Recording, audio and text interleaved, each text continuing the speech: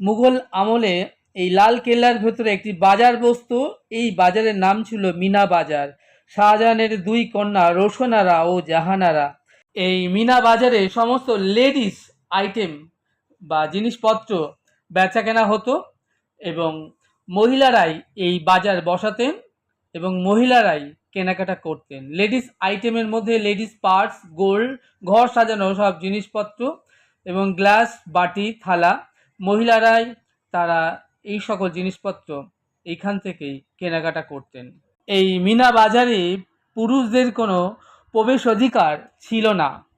2007 সালে দিল্লি এই ঐতিহাসিক লাল কেল্লা ইউনেস্কো হেরিটেজের ওয়ার্ল্ড আন্ডারে অধিগ্রহণ করেন।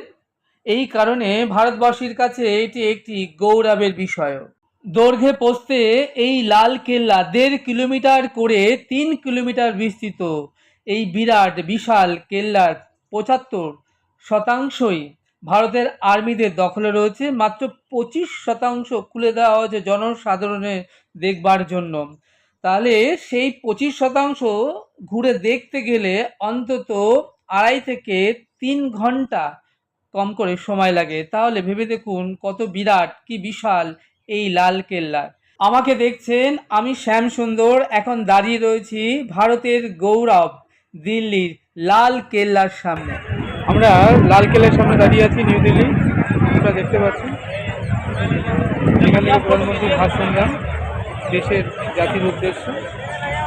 আমরা আছি দিল্লির লাল কেল্লার সামনে দাঁড়িয়ে আছি। প্রচুর মানুষ এখানে, যারা লাল কেল্লা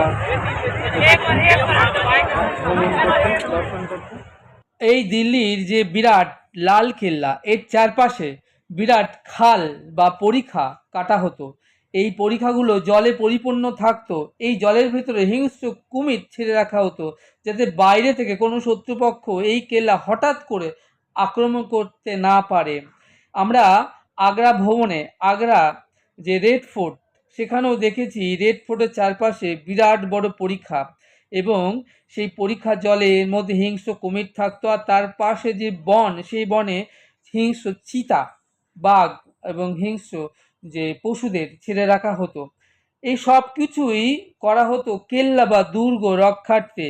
এই পরিখা বা খাল 30 থেকে 35 ফুট চওড়া ছিল এবং তা জলে পরিপূর্ণ ছিল। এই সকল ব্যবস্থা গ্রহণ করা হয়েছিল কেল্লা বা দুর্গের সুরক্ষার কথা মাথায় রেখে।